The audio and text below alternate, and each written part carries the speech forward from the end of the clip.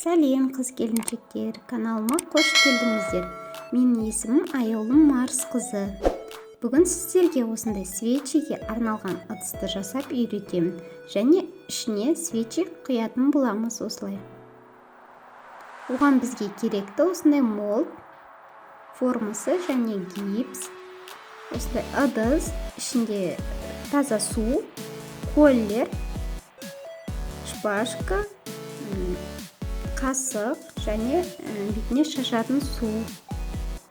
Коллердің біздер қыздар міндетті түрде срогына қарайтын боламыз.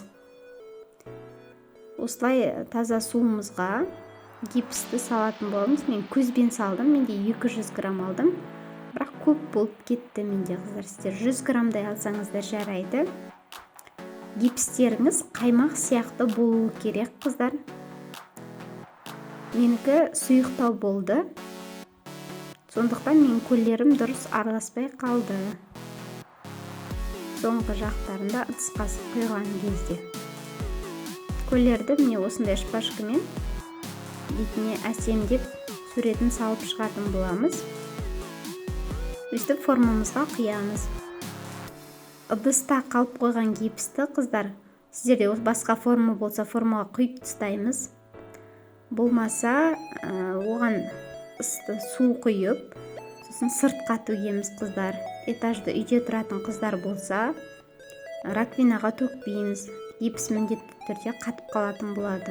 Ыдысыңызды, қасыңызды бірден қолданып болғасын жуып тастаңыздар. Өстіп жан жақтарын соғып, ішіндегі воздухты кетіретін боламыз. Әйтпесе шариктер қалып қояды. Осылай бетіне су шашып жібереміз.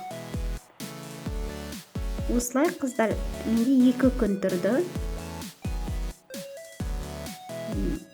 Өстіп ыдыстан шығаруды көрсетемін сіздерге. Астынан басамыз силиконымыздың. Осылай оңай шығады. Менде бұл 2 күн тұрған гипс. Қазір сіздерге 1 күннен кейінгі видеосын салатын боламын. Міне осылай әзірше кішкене дымқыл. Кепкеннен кейін аппақ болады, міне осындай. Қалғандарына андай формаға құйып тастадым мен.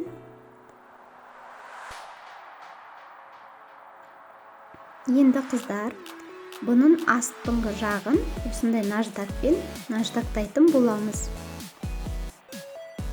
Түзейміз астын міндетті түрде. Қисық болса, түзеу болса, если қажеті жоқ істеп бұндайды. Менде кішкене қисықтау болды. Сосын наждакпен наждақтап алдым.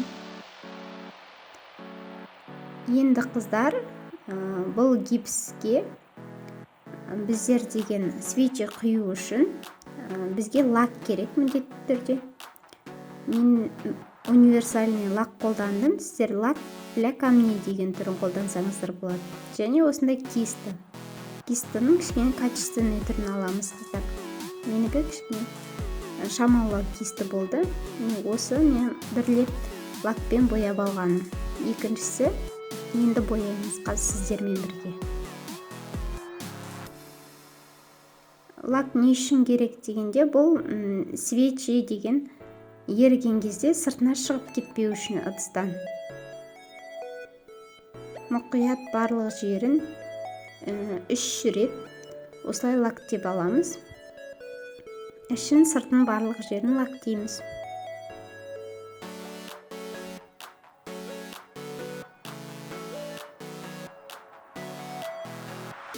Мұқият жағып аламыз өстіп. Сосын кішкене кептіріп қоямыз. Бір 10 минуттай. Одан кейін келесі екінші рет лактеп, тағы да кептіріп, солай 3 рет лактеп аламыз қыздар. Астыңғы жағында тоже лактейміз.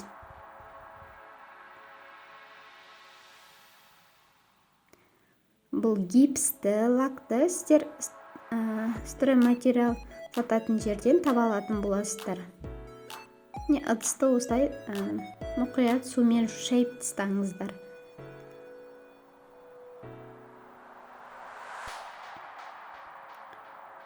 міне қыздар, өйстіп кистіміз шамалы болса, осылай бізге 2 жұмыс болады.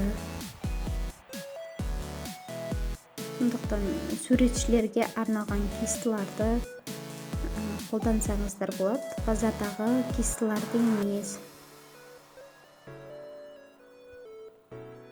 Енді бұның ішіне біз свечи құятын боламыз. Осындай свечиді құятын боламыз. Бұл бізде кокосовый воск, соевый воск деген түрлері болады.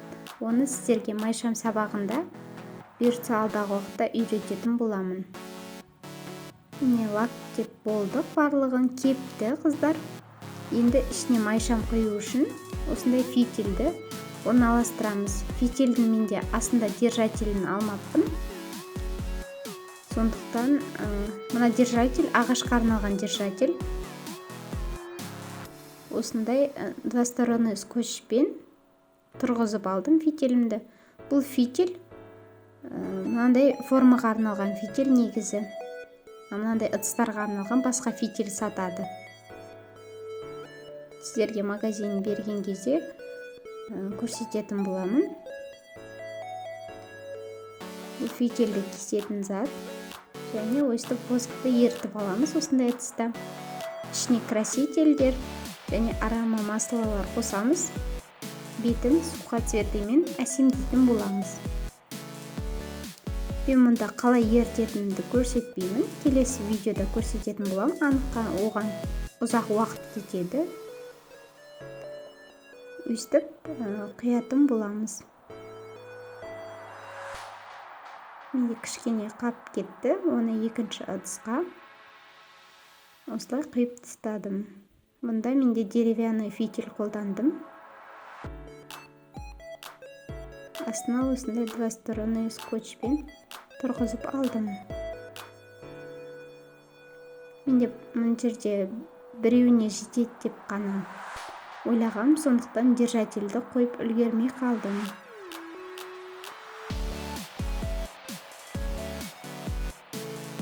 Өстіп тілдерін мұқият тұрғызамыз. Дәл ортасында тұру керек, соған мұқият болыңыздар. Әйтпесе бір жағында болса свечиларымыз дұрыс жанбайтын болады. Мен екінші рет ертіп толықтырдым екінші майшамымды. Енді бұны осылай 20-30 минутқа қалдыратын боламын.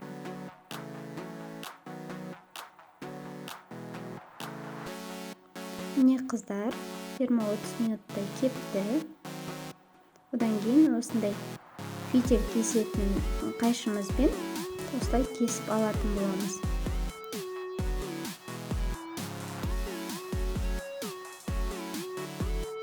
Бұл арнайы свечиге арналған қайшы осындай.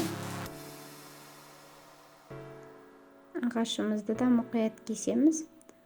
Бұл ағаш фитиль салынған, әлі қатты кеппеген. Кішкене қозғап алдым мен. Сіздер толыққанды кептіріңіздер. Бетінде тегіс болмаса, фенмен ерітіп, қайтып кептірсеңіздер, түзеу болып кебеді. Осындай сухоцветлілерді алып, пинцеттің көмегімен орын дайындап, соған салатын боламыз. Кішкене қатпай тұрып та салуға болады. Өзіңіз қалаған сухоцветі, апельсин, кофе, әртүрлі нәрселермен безендірсеңіз болады майшамыңызды. Бірақ гүлдерді жақын қоймаймыз. Өйткені өртке олар жанып кетуі мүмкін жақын тұрса. Сондықтан алыс кішкене гүлдерді қолданамыз. Міне қыздар, осындай свечилер дайын болды. Каналыма жазылуды ұмытпаңыздар. Әлі талай видеолармен бөлісемін.